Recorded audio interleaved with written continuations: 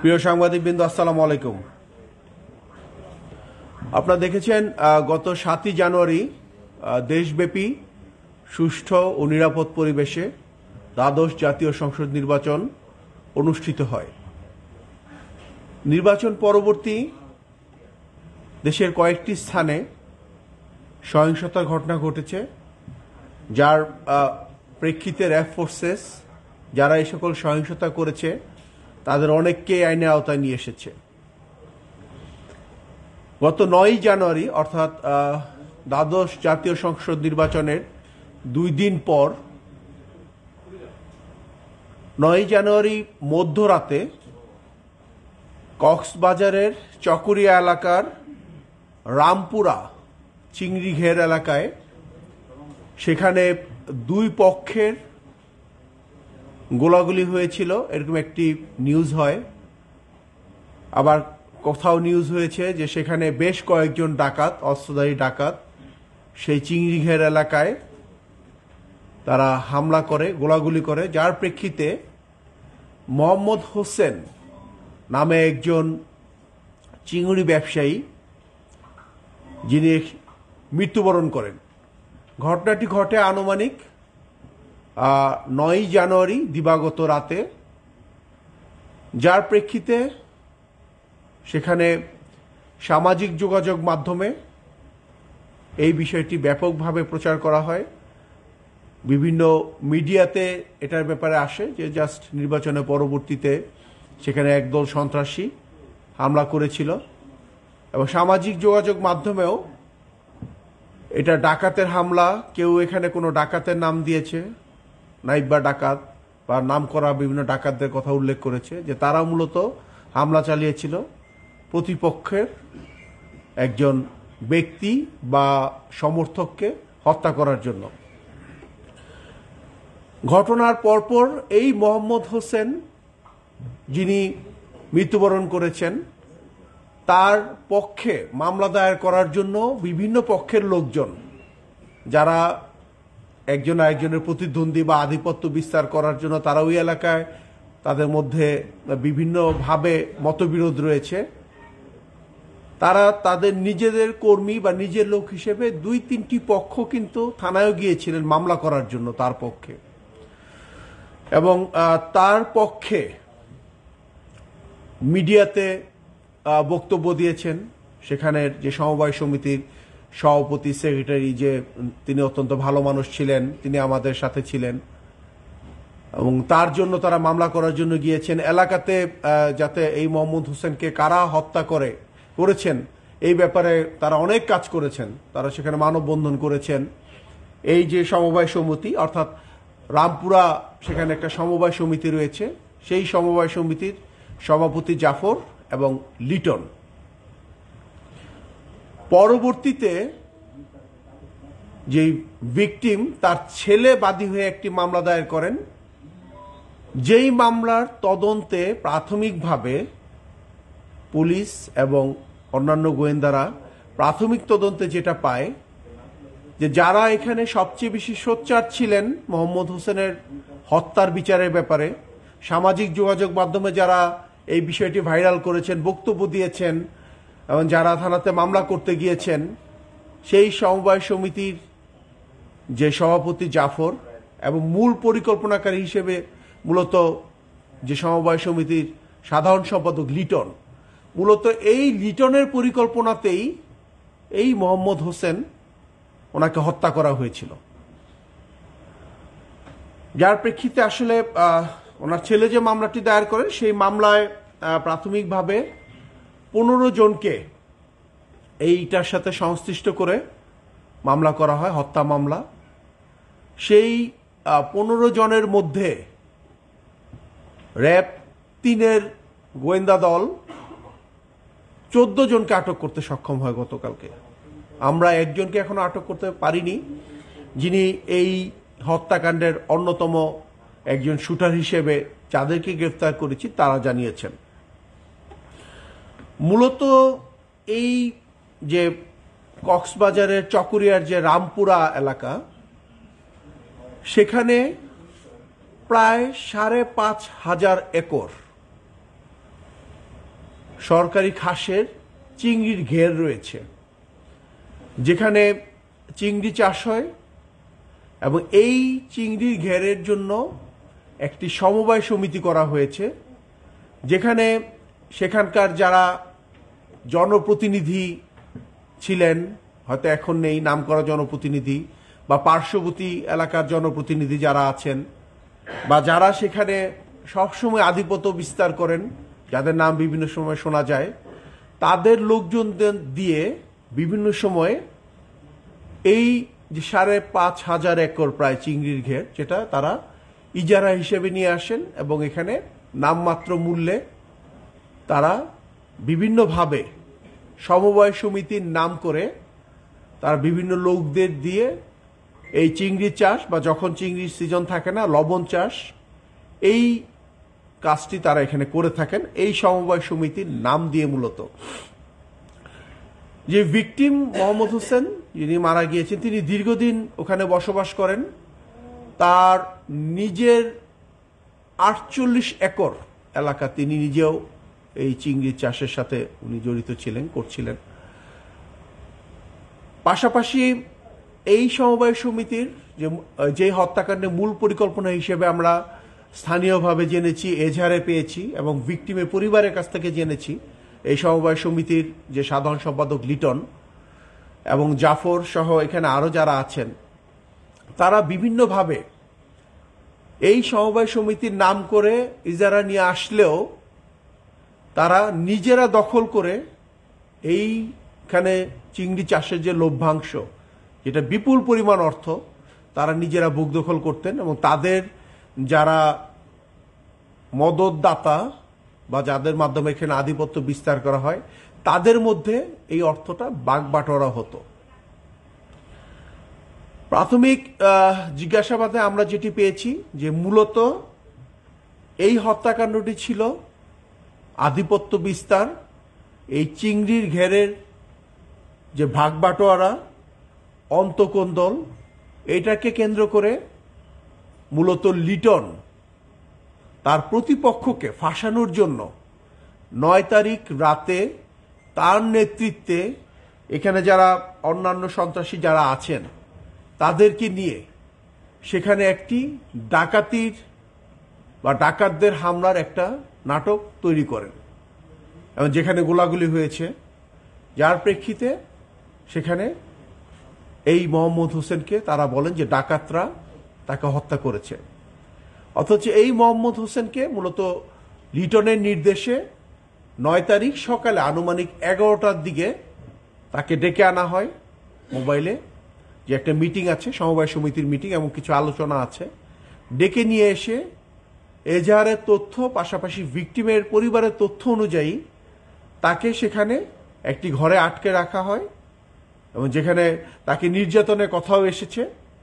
মূলত যেটি এজাহারে এসেছে বা বিভিন্নভাবে স্থানীয়ভাবে বলা হয়েছে, যে তাকে সেখান থেকে চলে যাওয়ার কথা বলা হয়েছিল, যে এই জমিগুলো দিয়ে চলে যাওয়ার কথা বলা হয়েছিল, বাট তিনি রাজি হন নাই। অনেকেই রাজি হয়েছেন, তারা অনেকেই এই 2 দিন আগে সেখান থেকে চলে গিয়েছিলেন।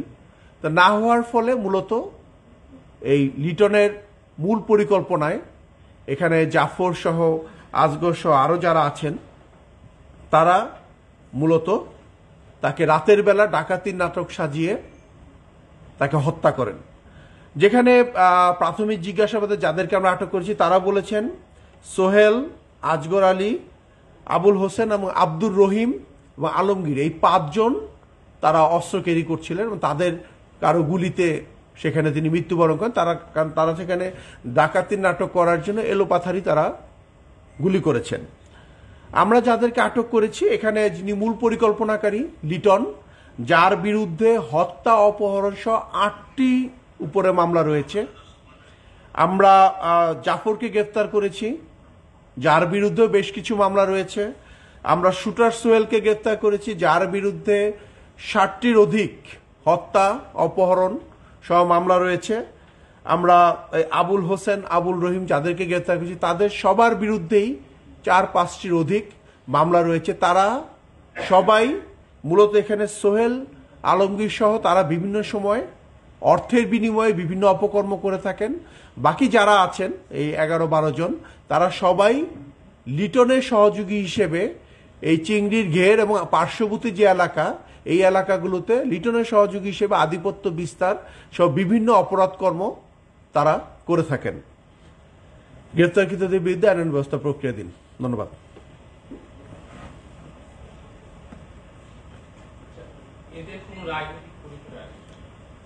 এদের রাজনৈতিক পরিচয়, এদের কারো ভাই বা কারো বোন তারা এলাকায় জনপ্রতিনিধি, সেই হিসেবে পরিচয় আছে। তাদের সরাসরি কোনো রাজনৈতিক পদ নেই। মূলত জাফর, লিটন তাদের কোনো রাজনৈতিক পদ আমরা পাইনি।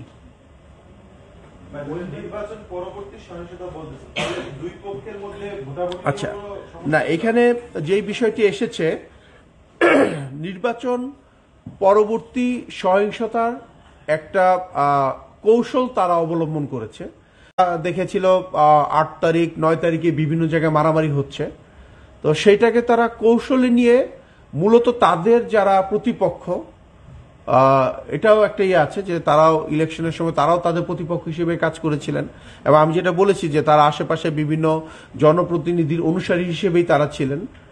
সো এইটার একটা মানে আবেশ রাখার তারা একটা কৌশল নিয়েছিলেন। বাট মূলত তাদের মূল উদ্দেশ্য ছিল যে এই যে চিংড়ির ঘের, এখানে দখলদারিত্ব, আধিপত্য বিস্তার এবং নিজেদের করে নেয়া প্রায় 5,500 একরের একটি ঘের। তো এইটাই ছিল তাদের মূল উদ্দেশ্য। প্রতিপক্ষকে হত্যা মামলা ফাঁসানোর একটি পরিকল্পনা ছিল। না, হোসেন কিন্তু তাদেরই সমবায় সমিতির লোক। হোসেনকে তারা, হোসেন সহ অন্যান্য যারা আছে তাদেরকে তারা বলেছিলেন চলে যাওয়ার জন্য। মানে এখানে তো বিভিন্ন ব্যক্তিরাও, হোসেন 48 একরের লিজ তার নামে, সেইটা করছিলেন।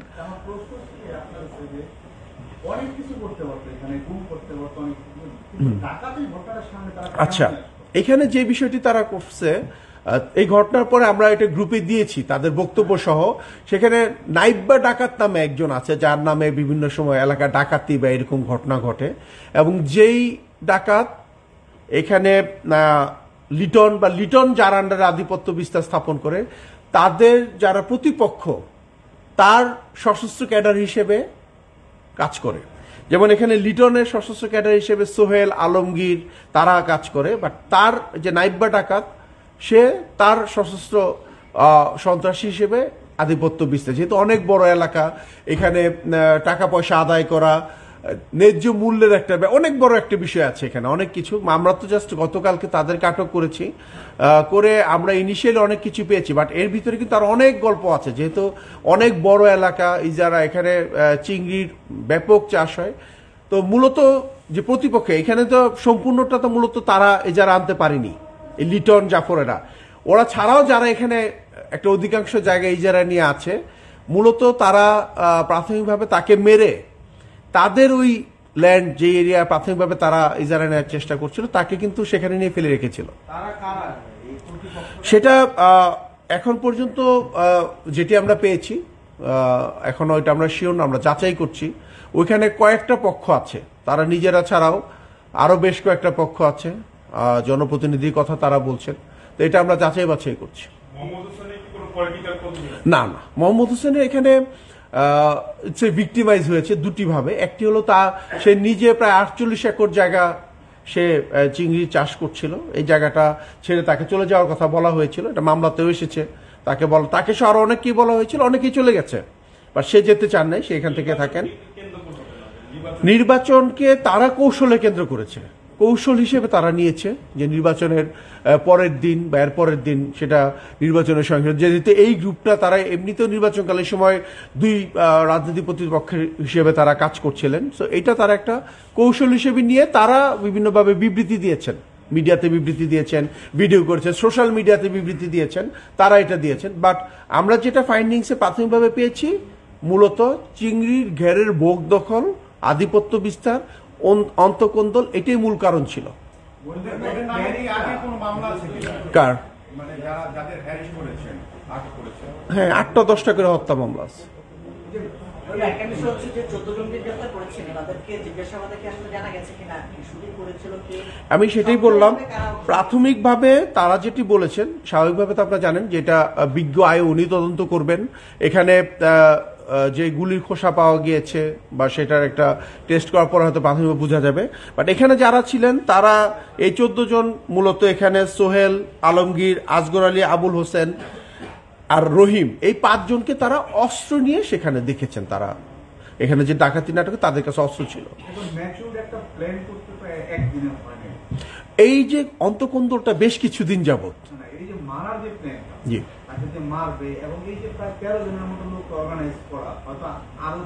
আরো ছিল, প্রাথমিক তথ্য আরো অনেক বেশি।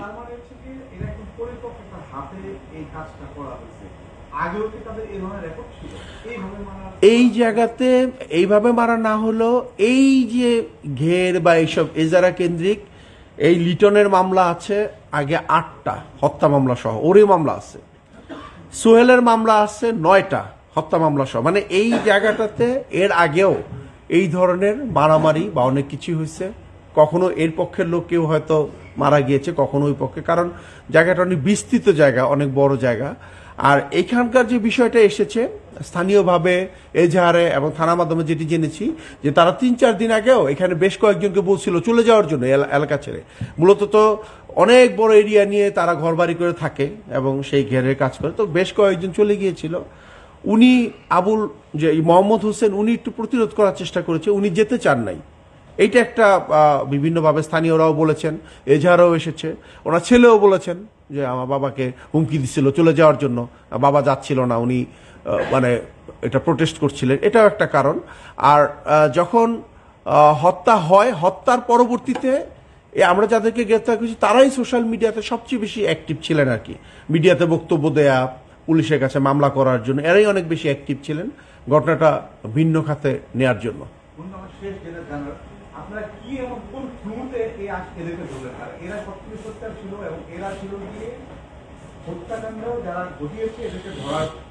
আচ্ছা, এখানে আমাদের তো আসলে কিছু ডিজিটাল এভিডেন্স নিয়েও আমরা কাজ করি, আপনারা জানেন। ওই social media plus digital evidence, সেখানে তাদের নিজস্ব যেই সামাজিক যোগাযোগ মাধ্যমে তাদের যে কথোপকথন বা আলাপ আলোচনা, যেটা সামাজিক যোগাযোগ মাধ্যমে, সেখানে কিছু ক্লু ছিল।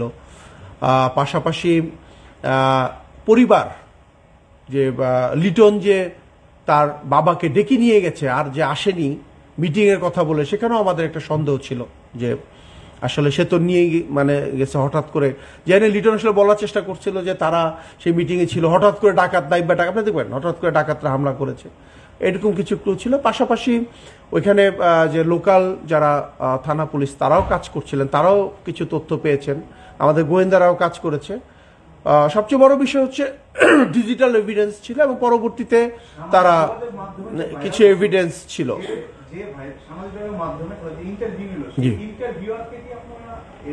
হ্যাঁ হ্যাঁ, সভাপতি সেক্রেটারি, উনি তো মামলার প্রধান হিসেবে গ্রেপ্তার করছেন। জি না, সে তো একটা সাংবাদিক, না না না সাংবাদিক না, এটা তো একদম অনেক মানুষ জমা হয়েছে সেখানে। এই যে জাফর, লিটন, তারা সেখানে ঘটনাস্থলে দৌড়ে গিয়েছেন, তারা আবেগিত ছিলেন, তাদের একজন সমবায় সমিতির সদস্য মারা গিয়েছেন, তো একজন সাংবাদিক তাদের বক্তব্য নিয়েছেন, তারা বলেছেন যে মানববন্ধন করেছেন তাদের নেতৃত্বে। সো ওই কার্যক্রমটা তারা মূলত কৌশল অবলম্বন করে ঘটনাটা ভিন্ন খাতে নেওয়ার জন্য করেছেন। বাট তাদের নিজেদের মধ্যে যে যোগাযোগ, সেখানে তো আসলে বের হয়ে এসেছে যে আসলে তারা এটা কেন করতে চেয়েছেন। এদের দুজন না, সমিতির নামে অনেক জায়গা আছে, অনেকে ব্যক্তিগতভাবেও লিজ নিয়েছেন। সে ব্যক্তিগত জীবনে যে অনেকে আছেন তাদেরটাও তারা নেওয়ার চেষ্টা করছিলেন। সরকারি জমি দিয়ে বরাদ্দ দেওয়া হলো একটা না, এটা হচ্ছে একটা সমিতি, 700 জন মেম্বারের একটা সমিতি, সেখানে ওনারা সভাপতি সেক্রেটারি হিসেবে আছেন। মেবি এই সমিতি তো হয়তো নিশ্চয়ই তাদের কোনো ভোটাধিকার প্রসেস আছে হয়তোবা, আমরা তো এখনো ওইভাবে যাচাই করিনি। সেই হিসেবে হয়তোবা সমিতির নামে একটা বড় অংশ ইজারা তারা এনেছেন হয়তোবা, এটা অবশ্যই জানি। মামলার যিনি আয়ো উনি হয়তো তদন্ত করে দেখবেন।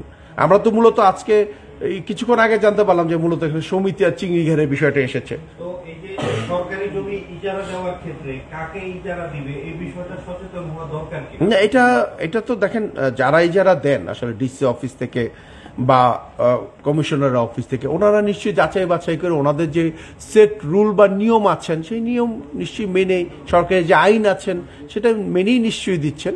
তো এইখানে যদি কোনো ধরনের আইনের বরখেলাপ হয়ে থাকে বা কোনো ধরনের নিয়মের বরখেলাপ হয়ে থাকে, সেটা তো অবশ্যই যারা ঊর্ধ্বতন কর্মকর্তা আছেন ওই সেক্টর, ওনারা হয়তো এটা তদন্ত করে দেখে বলতে পারবেন।